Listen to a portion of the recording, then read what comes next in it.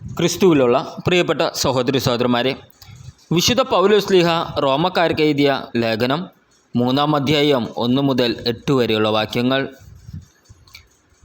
അങ്ങനെയെങ്കിൽ യഹൂദന് കൂടുതലായി എന്തു മേന്മയാണുള്ളത്? പരിച്ഛേദനം കൊണ്ട് എന്തു പ്രയോജനമാണുള്ളത്? പല വിധത്തിലും വളരെ പ്രയോജനമുണ്ട്. ഒന്നാമത്, ദൈവത്തിൻ്റെ അരുൾപ്പാടുകൾ ഭരമേൽപ്പിച്ചത് യഹൂദരെയാണ്.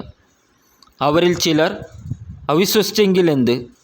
അവരുടെ അവിശ്വസ്തത ദൈവത്തിൻ്റെ വിശ്വസ്തതയെ ഇല്ലാതാക്കുമോ? ഒരിക്കലുമില്ല. എല്ലാ മനുഷ്യരും വ്യാജം പറയുന്നവരായാലും ദൈവം സത്യവാനാണ്. ഇങ്ങനെ എഴുതപ്പെട്ടിരിക്കുന്നു: അങ്ങയുടെ വാക്കുകളിൽ അങ്ങ് നീതിമാനാണെന്ന് തെളിയും. വിചാരണ ചെയ്യപ്പെടുമ്പോൾ അങ്ങ് വിജയിക്കും.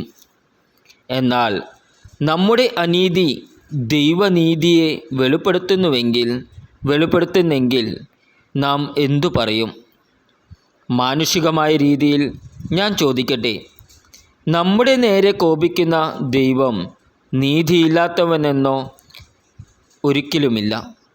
ആണെങ്കിൽ ദൈവം ലോകത്തെ എങ്ങനെ വിധിക്കും?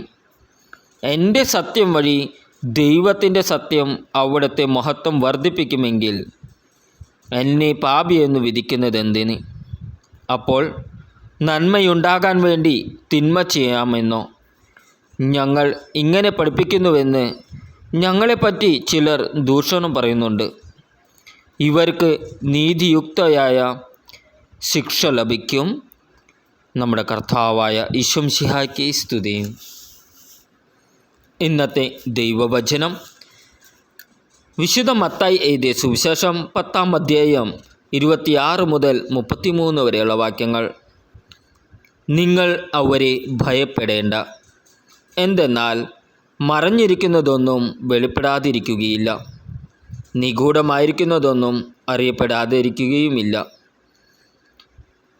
അന്ധാരത്തിൽ നിങ്ങളോട് ഞാൻ പറയുന്നവ പ്രകാശത്തിൽ പറയുവിൻ. ചെവിയിൽ മന്ത്രിച്ചത് പുരമുകളിൽ നിന്ന് ഘോഷിക്കുവിൻ. ശരീരത്തെ കൊല്ലുകയും ആത്മാവിനെ കൊല്ലാൻ കഴിവില്ലാതിരിക്കുകയും ചെയ്യുന്നവരെ നിങ്ങൾ ഭയപ്പെടേണ്ട. മറിച്ച് ആത്മാവിനെയും ശരീരത്തെയും നരകത്തിനിരയാക്കാൻ കഴിയുന്നവനെ ഭയപ്പെടുവിൻ. ഒരു നാണയത്തൊട്ടിന് 2 കുരുവികൾ വിൽക്കപ്പെടുന്നില്ലേ?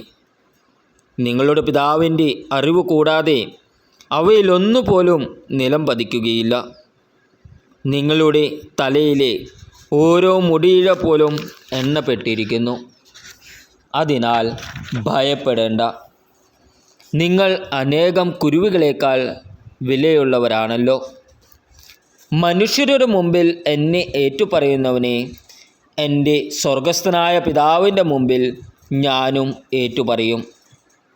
മനുഷ്യരുടെ മുമ്പിൽ എന്നെ തള്ളിപ്പറയുന്നവനെ എൻ്റെ സ്വർഗസ്ഥനായ പിതാവിൻ്റെ മുമ്പിൽ ഞാനും തള്ളിപ്പറയും.